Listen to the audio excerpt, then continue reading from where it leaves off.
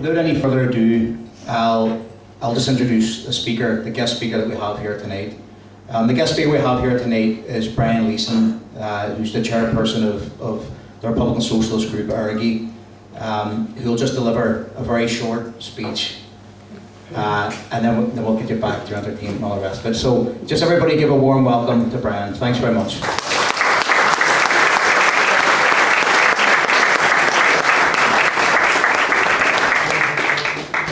Margaret, John, just like to, before I start, just to thank the James Connolly Debating Society for inviting me up here this evening, and thank everyone for turning up. And like John, I'm not going to take too much of your time up. The general theme I just sort of want to talk about this evening is about where republicanism is at here in 2010, and what lessons we can learn from our history as we try and plot a course forward over the next 10, 20, 30 years of our struggle. For most of us, the last 15 years have been very challenging, a very difficult time for republicanism. Many of us would feel have felt emotions of disbelief, confusion, dismay, and at times despair and demoralisation by the way that things have turned out over the course of the last 15 years, maybe from 1994, 1995 onwards. For many of us, the struggle was not about a Good Friday Agreement or the St Andrews Agreement or re-establishing Stormont or accepting policing. And each of these events have led and fed into this feeling of despair and demoralisation. And it's very important for us to recognise that that's where we are, that those feelings are legitimate. And I suppose for a lot of people there's also anger and there's bitterness about where things have ended up, and a sense of betrayal. When I look to our history, I realise this isn't the first time that these events have occurred, or that people, Republicans, have felt a sense of betrayal, a sense of confusion, and maybe a sense of despair.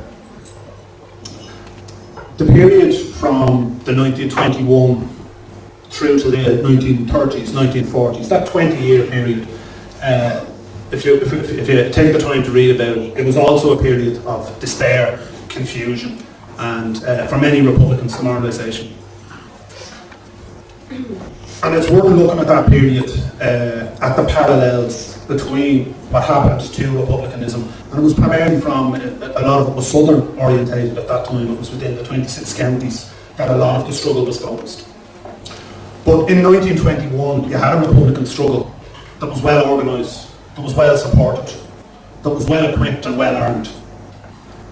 But within 10 to 15 years, it was destroyed. It was in tatters.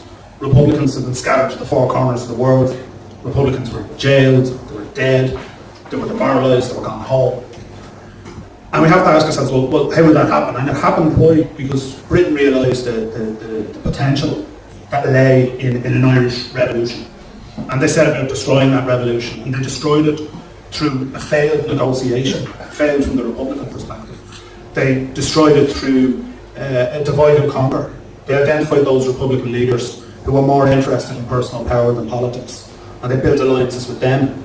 And for those Republicans that refused the coin, refused to bow the knee, they dealt them death, and they dealt them exile, and they dealt them hardship. And we know what's happened here in the last 15 years, and again, not so much now in the south, but in the northern part of our country, there's a very similar pattern.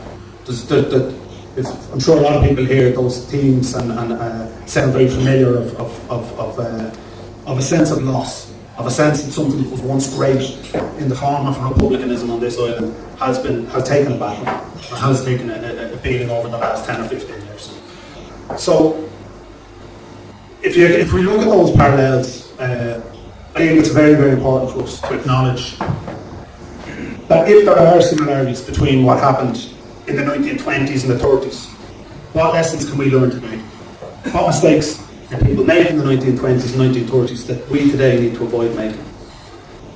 And to my mind, there are probably three. The first is we cannot allow ourselves to be consumed by a backward-looking politics.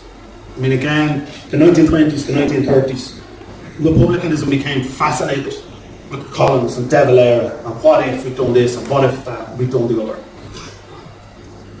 And for 20 years after the 1921 treaty, Republicans were still debating the 1921 treaty. For most people, North and South, were just getting on with their lives. Republicanism became somewhat irrelevant during that period. There's a lesson for us to learn in that we can't allow ourselves to be always looking backwards. We need to look forward, we need to identify how we can rebuild the struggle on this island, despite the knock that we've taken in recent times. And that's a very important point for us, that we don't allow ourselves individually or collectively as Republicans to become embittered or become in any way allow ourselves to be consumed with a sort of a hatred for what has happened. We need to know why it happened. We need to make sure it doesn't happen again. But we need to keep looking forwards. And that was a real failing of republicanism in the 20s and 30s, that it kept looking backwards. We need to look forwards and start focusing on how we rebuild the struggle. Linked to that, another very important point for us is to attempt to identify where we're at in our struggle. Because if we don't identify where we're at, we're going to call it wrong. If we figure out where we are today as a struggle, we can start plotting out a strategy for where we need to go. But if we call that wrong, we'll make the wrong decisions. Now, for what it's worth, I believe we now are in that period, the 1930s, if you want to put it that way. We're 10 years after the defeat. We were outmanoeuvred, we were outclassed, and many Republicans now find themselves away from the parties that they were once part of, and they find themselves now attempting to find a new way forward and a new way to be an active Republican in Ireland. And that's where we're sitting. We're not on the cusp of victory. I don't think anyone was talking about, the year of victory 2010 or 2012. It's just not going to happen. Where we are now is at a point in our struggle. We are in the aftermath of a sizable defeat. I wasn't defeated. You weren't defeated. Republicans all over this island weren't defeated. But our struggle did take a hit. We lost one battle. There is a longer ongoing war, if you want to use that term. But we did lose a battle. We need to acknowledge that. And we need to set about, in the immediate aftermath of that defeat, rebuilding. And that's where we need to position ourselves now. We don't need to be thinking about victory in a year or two. It's not going to happen. If we call it right, if we identify where we are in the phase of struggle, then we'll identify what we need to do. So, if we take those points almost as a singular point, that we need, as Republicans, from the length and breadth of this country, we need to accept where we're at in struggle, and second, we need to ensure we don't allow ourselves to be consumed with bitterness or looking backwards. This is about drawing a line in the sand, analysing what happened over the last 15 years, and setting out a plan for how we're going to rebuild an Irish revolutionary movement that will achieve the ideals of 1916.